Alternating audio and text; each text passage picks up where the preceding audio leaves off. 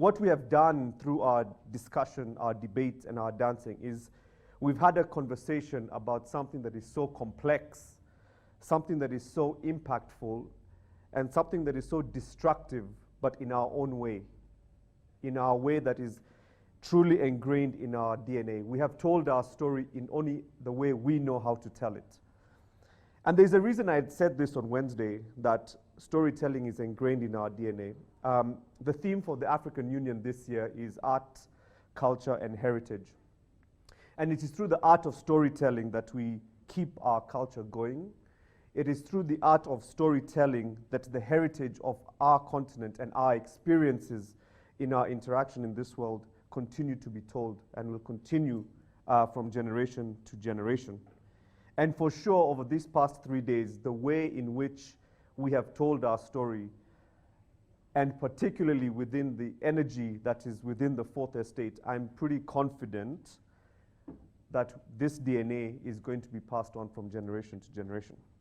We've had poems in some of the countries, we've had songs, we've had dance, and all this has done is to humanize the issue of debt and development, which is what we have been speaking to and throughout these past 3 days. Fellow comrades, we've journeyed over these 3 days in conference, and as an organization that focuses on debt and development, we underscore the central importance of indebtedness that arises from a multiplicity of issues. We've talked about weaknesses in governance and accountability.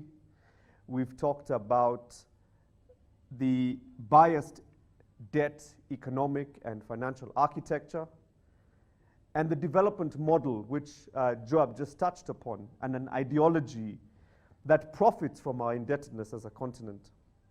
So as we've journeyed through how we tell this story as our story and one that calls for change, where I underscore, as I said on Wednesday, where we as a continent, we as a people, become the rule makers, not the rule takers.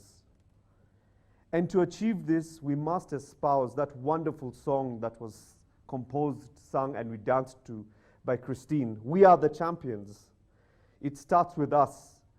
I've always said for many years now, whenever we sign off at 5 o'clock or 6 o'clock, wherever it is we work or whatever it is we do, and we close the office door, we are nothing other than citizens.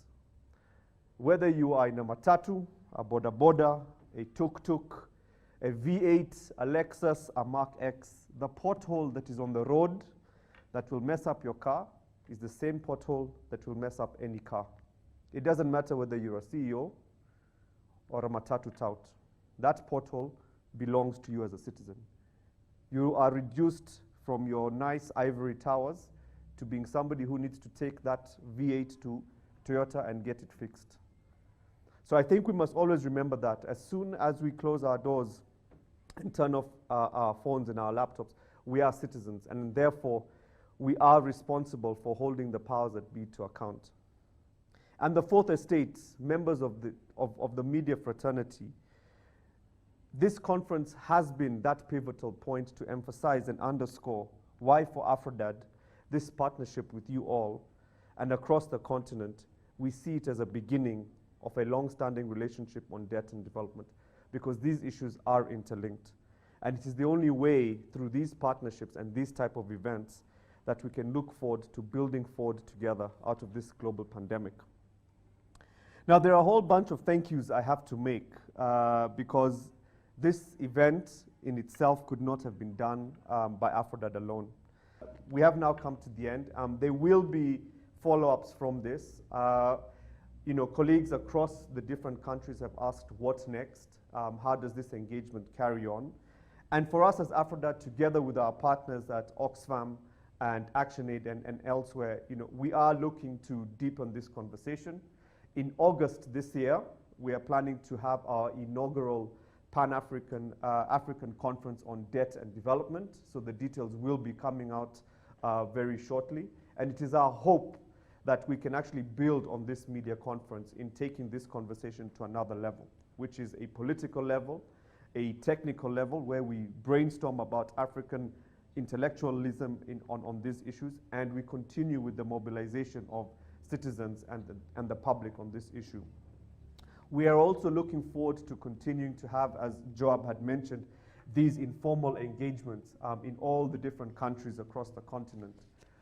Whether it is reporting on budgets, whether it is reporting on what is happening at the global level, we remain open and committed to providing that entry point for the media and for citizens to better understand what is happening.